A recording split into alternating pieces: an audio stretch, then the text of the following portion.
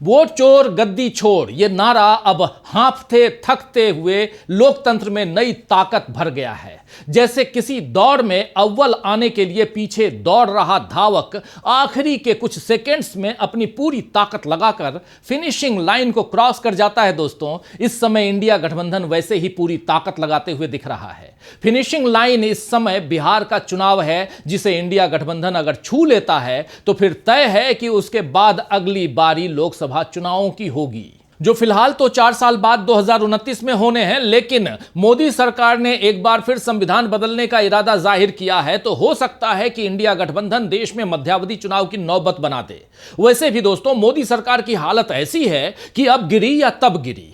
चंद्रबाबू नायडू, नीतीश कुमार, चिराग पासवान, एकनाथ शिंदे, सबको साथ लेकर बीजेपी ने सरकार तो बना ली, लेकिन इन गठबंधन साथियों पर बीजेपी रत्ती भर भी भरोसा नहीं करती है। बीजेपी जानती है कि इनमें से एक ने भी इधर से उधर कदम बढ़ाए तो उसकी सत्ता ताश के महल की तरह भरभराकर गिर जाएगी। इसीलिए अब वो संविधान में बदलाव की बात कर रही है। प्रधानमंत्री, मुख्यमंत्री या कोई भी मंत्री 30 दिन तक हिरासत या गिरफ्तारी में रहने के बाद अपने पद से हट जाएगा। ऐसे प्रावधान का एक नया संविधान संशोधन विधेयक बीजेपी मानसून सत्र में ले आई है, लेकिन यह सब केवल मुखौटा है।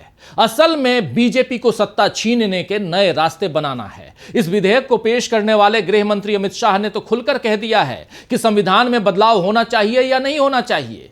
केरल में एक कार्यक्रम में अमित शाह ने यह बात की है और इसमें केजरीवाल का नाम लेकर कह दिया कि अगर वो जब गिरफ्तार हुए थे और जेल में थे तो उस समय वो अगर इस्तीफा दे देते तो हमें ये ऐसा विधेयक नहीं लाना पड़ता। यानी अब तक जो बातें थोड़े लिहाज के साथ दबा छिपा कर होती थी, वो सब खुलेआम हो रही हैं।